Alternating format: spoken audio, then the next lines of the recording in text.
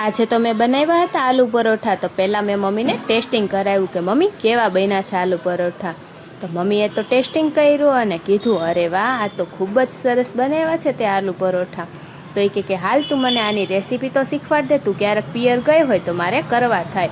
તો સૌથી પહેલાં આપણે અહીંયા મીડિયમ સાઇઝનો રોટલીનો લોટ બાંધી લીધો હતો આપણે નરમ એવો। ત્યારબાદ હવે બટેટાનો મસાલો તો આપણે જે રીતે રેગ્યુલર બનાવતા હોય એ રીતે જ બનાવી લીધેલો હતો, પણ મેં તેમાં પનીર અને ચીઝ પણ એડ કર્યું હતું। ત્યારબાદ હવે આપણે રોટલીનો લોટ આપણે જે રોટલી બનાવીએ તેવી રીતે થોડીક રોટલી વણી લેવાની અને હાથની મદદથી આપણે આવી રીતે રોટલીને કંઈક ગોળ ગોળ શેપ આપવાનો છે, જેથી મસાલો છે તેની અંદર સરખો ફિટ થઈ જાય। હવે મસાલાને આપણે હાથની મદદથી મસાલો અંદર અને રોટલીની કોર છે તેની ઉપરની સાઈડ ખેંચવાની છે। ત્યારબાદ હવે આપણે પોચા હાથે તેને ગોળિયું કરવાનું છે અને ઉપર જે લોટ વધે છે તેને આપણે અલગ કરી લેવાનો છે। હવે આપણે નરમ હાથે તેને રોટલીની જેમ વણી લેવાનું છે।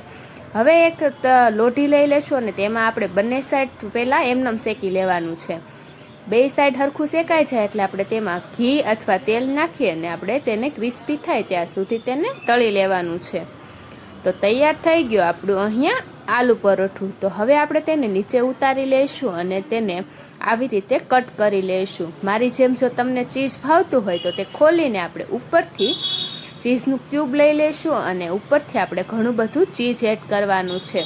જો ના ભાવતું હોય તો તમે તેને સ્કીપ પણ કરી શકો છો। તો મેં અહીંયા ઘણું બધું ચીઝ પણ એડ કરી લીધું છે, જેથી આલુ પરોઠાનો સ્વાદ છે તે એકદમ સરસ આવી ગયો છે।